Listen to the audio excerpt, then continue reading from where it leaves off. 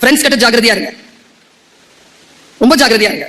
நாடாது நட்டலில் கேடில்லை, நட்டப்பின் வீடில்லை, நட்பாழ்பவர்க்கு குறள். யாரோ ஒருத்தங்க பக்கத்துல வந்து உட்கார்றாங்கிறதுனால ரொம்ப அதிகமா ஈடுபாடு வச்சுக்காதீங்க. படிப்பு சம்பந்தமாக பேசிக் கொள்ளுங்கள், அவ்வளவுதான். வாழ்க்கை முழுக்க முட்டாளாக இருப்பதை விட ஒரு முறை முட்டாள் என்று பெயர் வாங்கிக் கொள்வது புத்திசாலித்தனம். திட்டுனா திட்டிக்கோ, சொல்லிக் கொடுன்னு கேளு. நீ எதை தேடுகிறாயோ அதை உன்னை தேடுகிறேன். நான் சொல்ற கஷ்டப்பட்டு எல்லாம் படிக்காத, இஷ்டப்பட்டு படி. கஷ்டப்படாம இருக்கிறதுக்கு இஷ்டப்பட்டு படி. ஒண்ணும் இல்ல, முந்திக்கொள், பிளான் பண்ணு. நான் இன்னும் ஒரு வரலாற்று செய்தியை சொல்றேன் எல்லாருக்குமே.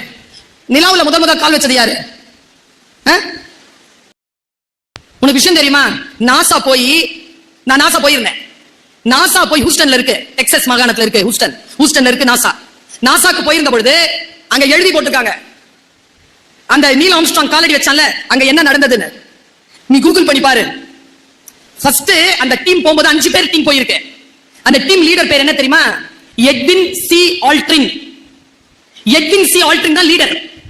13 வருஷம் ஸ்பேஸ்மேன்ஷிப்ல வித்த காட்டினவன். 3 வருஷம் அந்த குளோப்ல வந்து ஆர்டிபிஷியல் அந்த கிராவிட்டி இல்லாம இருந்தவன்.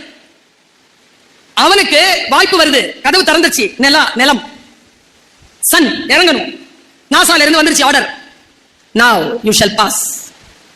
ஒரு வினாடி யோசிச்சான், அது ஆர்டிபிஷியல், இதுல என்ன கேஸ் இருக்குன்னு தெரியாது, இது ஒரிஜினல். அவ்வளவுதான், 3 seconds. 4th second ஆர்டர் வந்துருச்சு, now the another person shall pass. பக்கத்துல நின்னுட்டு இருந்தான் நீல் ஆம்ஸ்ட்ராங், தப்புன்னு கால் வச்சிட்டான். ஏன் அவன் கால் வச்சான், ஏன் இவன் கால் வைக்கலனா? இவன் ஆர்டிபிஷியல் இன்டெலிஜென்ஸ். அவன் யார் தெரியுமா? அவன் சீமேன். 12 வருஷம் ஆழ் கடல்ல டைவ் பண்ணி பிராக்டிஸ் பண்ணவன் நீல் ஆம்ஸ்ட்ராங். அவன் ஸ்பேஸ்மேன் கிடையாது. 2 ஆண்டுகளாகத்தான் ஸ்பேஸ்மேன்ஷிப்ல இருந்தவன்.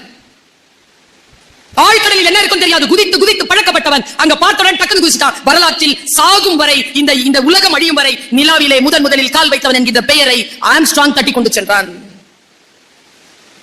நாம் முந்திக் கொள்ள வேண்டும் குழந்தைகளை. நான் இதை பலமுறை சொல்லியிருக்கேன்.